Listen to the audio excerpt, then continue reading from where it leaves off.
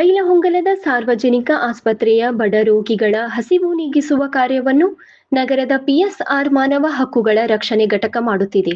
ಹೌದು, ನಗರದ ಪಿಎಸ್ಆರ್ ಮಾನವ ಹಕ್ಕುಗಳ ರಕ್ಷಣೆ ಘಟಕದ ಸದಸ್ಯರು ಭ್ರಷ್ಟಾಚಾರ ವಿರೋಧಿ ಘಟಕದ ರಾಷ್ಟ್ರೀಯ ಕಾರ್ಯಾಧಿಕಾರಿ ಅಧ್ಯಕ್ಷ ಅಬ್ರಾಜ್ ಮುಲ್ಲಾ ನೇತೃತ್ವದಲ್ಲಿ ನಗರದ ಸಾರ್ವಜನಿಕ ಆಸ್ಪತ್ರೆಯಲ್ಲಿ ಪ್ರತಿ ಭಾನುವಾರ ಉಚಿತ ಊಟದ ವ್ಯವಸ್ಥೆ ಮಾಡಿ ಆಸ್ಪತ್ರೆ ರೋಗಿಗಳಿಗೆ ಅನ್ನದಾಸೋಹಿಯಾಗಿದ್ದಾರೆ.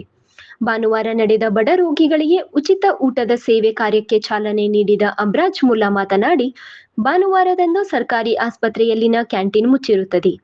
ಇದರಿಂದ ಬಡ ರೋಗಿಗಳ ಸಂಬಂಧಿಕರು ಊಟಕ್ಕಾಗಿ ದೂರದ ಹೋಟೆಲ್ಗಳಿಗೆ ನಡೆದುಕೊಂಡು ಹೋಗಬೇಕಾಗುತ್ತದೆ.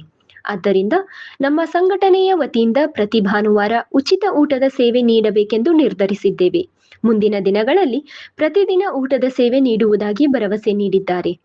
ಮುಖ್ಯ ವೈದ್ಯಾಧಿಕಾರಿ ಡಾಕ್ಟರ್ ಪ್ರವೀಣ್ ಕುಲಕರ್ಣಿ, ಪಿಎಸ್ಆರ್ ಮಾನವ ಹಕ್ಕುಗಳ ರಾಷ್ಟ್ರೀಯ ಅಧ್ಯಕ್ಷ ಪ್ರಶಾಂತ್ ರಜಪೂತ್, ಸಕೀಬ್ ಬಹುದೂರಶಿ, ಮಕ್ಸ್ತೂಬ್ ಹವಾಲ್ದಾರ್, ಅಜೀಂ ದೇಸಾಯಿ, ಇಲ್ಹಾಯಿ ಯರಗಟ್ಟಿ, ತೌಸಿಫ್ ತಾಳಿಕೋಟಿ, ಸಲೀಂ ಜಮಾದಾರ್, ಉಮೇಶ್ ಕಡಬಿ, ರಿಯಾಸ್ ಜಮಾದಾರ್ ಮತ್ತು ಬಸವರಾಜ್ ಕುಂದ್ರಗಿ ಉಪಸ್ಥಿತರಿದ್ದರು.